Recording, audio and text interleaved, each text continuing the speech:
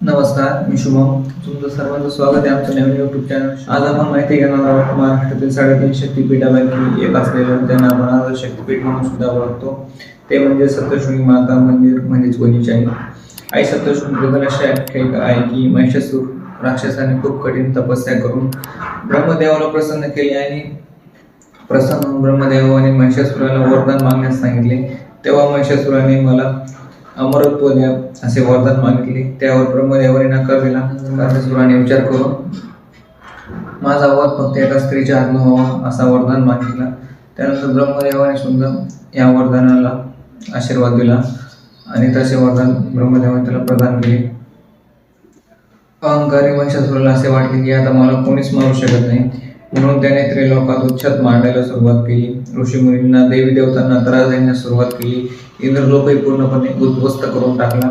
त्यानंतर सर्व देवी देवता, ऋषीमुनी घाबरून भगवान विष्णूकडे गेले व घडलेली सर्व माहिती त्यांना सांगितली. तेव्हा भगवान विष्णूंनी सर्व देवी देवतांबरोबर आणि ब्रह्मदेवाबरोबर कैलास पर्वतावरती भगवान महादेव आणि माता पार्वती यांच्याकडे गेले व तिथे घडलेला सर्व प्रकार सांगितला. तेव्हा सर्व देवी देवतांनी ब्रह्मदेवाला विचारले की याच्यावर आता उपाय काय आहे, या राक्षसाचा वध होणार कसा. तेव्हा ब्रह्मदेवाने सांगितले की या राक्षसाचा वध फक्त एका स्त्रीच्या हातूनच होऊ शकतो. तेव्हा सर्व देवांनी माता पार्वतीला विनंती केली. माता पार्वतीला सर्वजण शरण गेले आणि या महिषासुराचा वध करण्याची प्रार्थना केली. तेव्हा पार्वती माता यांनी भव्य दिव्य दुर्गा मातेच्या रूपात सर्व देवांना दर्शन दिले.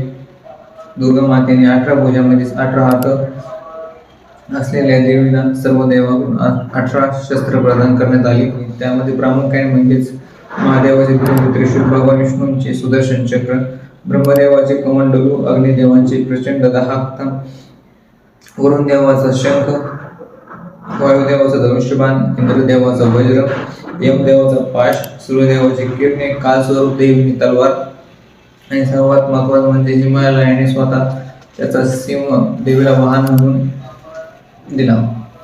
या सिंहावर आरूढ होऊन देवी महिषासुराचा वध करण्यासाठी निघाली. देवीने त्या महिषासुराला युद्धासाठी आवाहन केले. देवी आणि महिषासुरामध्ये घनघोर युद्ध झाले. राक्षसाची अफाट सेना या युद्धामध्ये उतरली, ज्यामुळे देवीने तिच्या कपाळातून ऊर्जा निर्माण करून महाकालीला प्रगट केले व महाकालीने शुंभ निशुंभ राक्षसाचा वध केला. म्हणूनच या देवीला महाकाली, महासरस्वती, महालक्ष्मी या रूपात सुद्धा आपण देवीची पूजा करतो.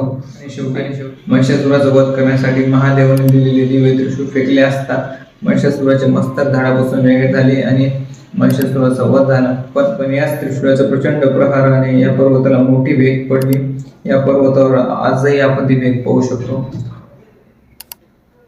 ही घटना सप्तशृंगी मातेच्या 7 पर्वतावर घडली. म्हणूनच वणीच्या देवीला सप्तशृंगी माता महिषासुर मर्दिनी असंही म्हणतात. सप्त म्हणजे 7, शृंग म्हणजे पर्वत.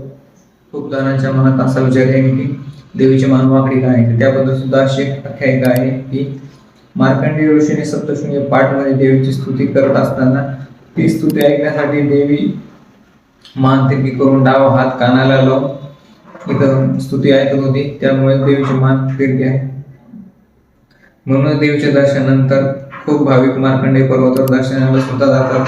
या मंदिर परिसरात माता सतीच्या कडा, शिवालय, फलगुफा, शिवतीर्थ, तांबूतीर्थ हे सर्व आकर्षक ठिकाणे आहेत. त्याचबरोबर नाथ संप्रदायापैकी एक नाथ संप्रदायातील प्रथम नाथ म्हणजे श्री मच्छिंद्रनाथ यांनी सुद्धा इथं सप्तशृंगी मातेची 7 दिवस अनुष्ठान करून सप्तशृंगी देवीला प्रसन्न करून शाबरी विद्या हस्तगत केली.